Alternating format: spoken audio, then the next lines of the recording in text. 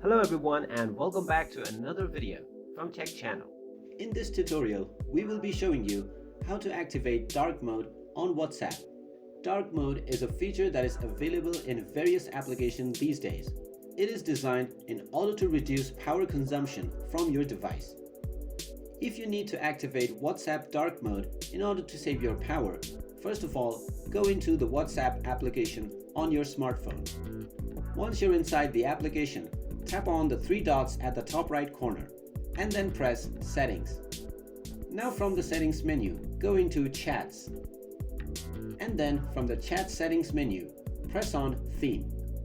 Here you have two options to choose from, either light or dark. Light is the default theme that WhatsApp application comes with. In order to set it to dark mode, press on Dark and then press OK.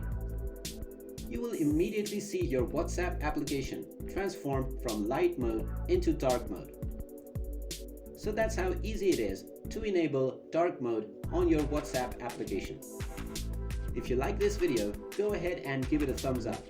Don't forget to subscribe and hit the notification bell in order to stay updated whenever we post a new video. Thank you for watching.